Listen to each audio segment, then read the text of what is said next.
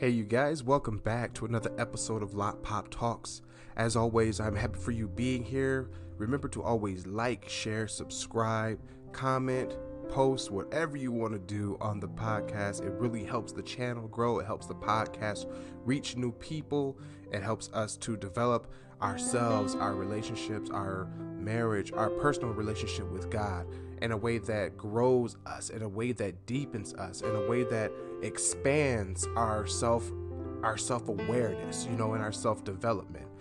So as always, like I said, thank you for being here. Today I wanted to talk about a part of standing that is easy to bring up, but not too easy to go deep in. So on this podcast, I really want to touch on this subject. And what I mean by it is using an example out of my own life, right? So there was a morning after a big argument that me and my mother-in-law had, right? I woke up feeling like I got hit by an NFL linebacker. I'm telling you, like my neck was hurting, my upper back, my shoulders were painfully stiff. My quads and my knees, they ached as though I played like 10 games of pickup basketball. It hurt so bad. I don't understand what happened. But I knew it happened after this argument that we had. I was confused because I hadn't had the urge to play any sport during my stand. I just didn't have it in me at the time.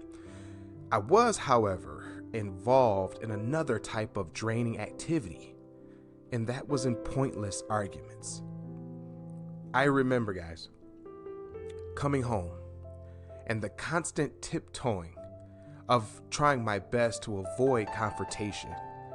My life felt like it was on a constant red alert. I couldn't focus on whatever I wanted to do or to study at the time. I always felt I only had time to give everyone else in my life everything they asked for or demanded of me. I had no rest, no place to gather my thoughts, and hardly anyone to turn to and vent my frustrations with. I used to think, wouldn't it just be easier to walk away? Being a stander is not something that no one has ever set out to do. They don't come out and say, I'm going to have a tough time in my life, but I'm going to stand for my relationship. I'm going to stand for myself. I'm going to stand for my spouse, and I'm going to fight with everything I can while always feeling like my life could be in shambles at any moment.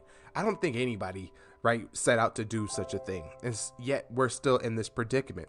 And so you may go out there with the grit and the iron will to fight for everything: your home, your relationship, your children, yourself, your work, your business, your spirituality, your financial life, your mental fortitude, whatever the case may be. You're willing to fight. You're willing to fight with everyone and everything to prove that you are determined, that you're relentless, that you cannot be stopped. No matter what it is that is set before you, it is only meant to make you stronger. And that's awesome. That's great. But there will come a time where you feel like, I'm tired. And I don't know what else to do. I don't know what else to think. I don't know. I can't sleep. I can't eat. I can't relax. And I just want to give up. It's no secret that standing for your marriage can make any passing length of time to feel slower. Spending your days praying and walking with God may help you to keep moving forward. And maybe you are still trying your very best to remain focused on being positive and patient. I'm sure if standing your ground has in any way become a way of life for you, then you have faced days where you become exhausted or worn down. It happens to the best of us.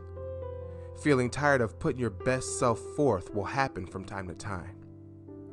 However, guys, in this episode, there are ways to allow yourself time to regroup, to rest, and return to your calling. This week's episode is titled Ways to Increase Your Me Time. So, what's one of the ways we can do it? Some people talk about there's a lot of ways to increase your me time. Some of them can be pretty selfish. Some of them can be effective, and some of them can be not as effective. I'm only going to use a few examples, and then we're going to grow off of those. I feel like we should use a few examples because it's something that we can, it's a good foundation. It's a good base. You get to explore as to why or when or in what ways do you need to increase your personal time. However, I will share with you what worked for me. Okay, a lot of people ask, Ty, what did you do in your relationship? What did you do in your stand? It wasn't easy. There was a lot of things that I did that I thought was for me, and all it did was just make me crazier. It just made me stir crazy. I kind of believe that when you choose to slow down, right, the enemy will speed you up. That's what I believe. I believe that anytime that you choose to slow yourself down, to gather yourself, the enemy comes at you with situation after situation, question after question, doubt after doubt, worry after worry, and you will lose your mind. The first thing I want you to do to increase your me time is to, one, tell yourself it's okay to have some personal time. Your spouse is taking personal time. Your boss takes personal time. Your friends take personal time. Your kids take personal time. It's time for you. It's time for you to make some personal time for yourself. What is that to you? That's my question to the listeners, to the viewers, to those who follow me in any shape, fashion, or form. What is it to you that gives you your me time? Me time defined as what is something that you can do that helps you relax, take your mind off of things, or allows you to think clearly. If that is going for a walk, then that's one way to increase your me time. If it's reading a book, if it's not doing anything for the day, like you could have a straight lazy day, nothing else to do, then do that. In fact, give yourself a few days out the week, a few days out of the month of just nothing days. I don't do anything. It's your life. If you're not at your best, who can you help? Who are you fighting with? Who do you fight for? And why are you only performing at half of your capacity and capability when you could easily just rest your mind and regroup for a while? Another way to increase your me time is to spend that time with God. Everyone gets it. I spend my time with God. I pray to God. I talk to him all day. I pray and I pray and I pray and I pray. And it says in the Bible that you pray unceasingly. But you're always talking to God. When you pray, that is your time to talk to God. I want you guys to think about, when are you listening to God? Not so much as just pouring out into the world. And I understand why and when you would do such a thing, because you're looking for help. You're looking for answers. You're willing to talk to whoever's willing to listen to you. But when was the last time you sat and listened to the Creator and listened to what it is that he's telling you? Even if you didn't, right? Even if you didn't spend time to listen to God, right? Listening to a voice that has called out to you, that has reached you in your mind, in your heart, and in your spirit, some kind of way at any point of your day. When was the last time you just sat there and maybe read the Bible, read about what God has said and what he has done, and understood that if he's done it before, unless he's promised to never do it again, he's still the same God. So what he has done for one, he will do for you. How he goes about it, that's a different story. However, I believe that the one we serve, the one that we give praise to, hasn't changed. And he's not going to change because of you. You are special, right? But you're not in a situation that is far beyond what God can reach out or into. So if you have caught yourself and you've determined, I have a lot of negative thoughts, or my spouse will never forgive me, they will never love me, they will never be with me, they're validated in leaving me, they're validated in how they feel about me, there's just no way I can make this happen, and I'm so tired of it, and I just want to be free from the pain and the worry, and God is just not, he's just letting me suffer. That is not the voice of God. That is worry. That is the work of the enemy. And I want you to find time to increase your me time. Because when you're tired, When you're not focused, even the voice of the enemy can sound like your closest friend. His voice can sound like something you agree with. The enemy is not all hellfire and blaze and confusion. Sometimes he knows exactly where to hit you. He knows exactly where to speak to you. And if you don't listen, then the voice gets louder or it goes deeper until you start to believe it. God answers in so many ways, but if you're looking for a clear answer, I suggest you pick up the Bible and start reading, because his answers to your situation are in there. He will help you. Do not fear. Our last part. What's another way to increase your me time? I believe it's time for you to either talk to, pray for, or write your prodigal spouse or your children. Whether you ever give or let them know that's what you're doing, right? To give can grow the heart.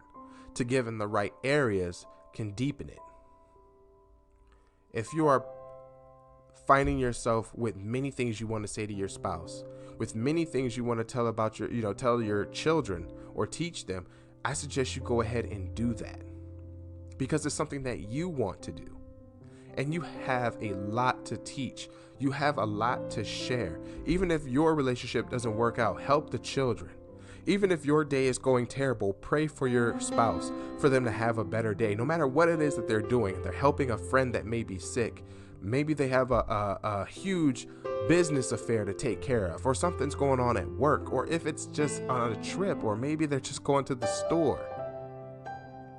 Spend a few minutes and give yourself to that person.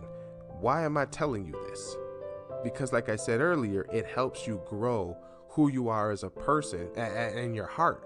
And then to have focus and intention on what you're doing can deepen you. It can deepen your patience. It can get that nasty voice of the enemy of worry out of your head. Because now you're doing something active. You're putting your faith to work. You're asking God not only to step into your life, but to cover the lives of other people that you care about. Continue to do those things, and you will increase your own me time. You will silence those voices. You will break the cage of loneliness. You will break out from what's stopping you of claiming the love that you're capable of receiving the love that you are asking for. I'm telling you guys, the devil has dominion over the earth. He does. But God gave you a choice. You still have the ability to choose him. Trust in the Lord during this time in your life. Break the chains. Break the cage. Silence the voices. And I guarantee you will increase your me time, and you will never be alone again. That's going to do it for today's episode, you guys. As always, like, share, subscribe, comment. Tell me, what is it that you do when you want to increase or impart on your own me time? What is your day like? What is your me time? What does it look like? What do you do? I've shared a few things that I've done. I do a lot more, but I shared a few things that I do. Tell me more about what you do. And if you don't have any time for you, tell me why. Why don't you have time for yourself? And let's talk about ways to get time. Everybody has the same 24 hours. Let's find out if we can find some space in there for you. Until next time, you guys, God bless.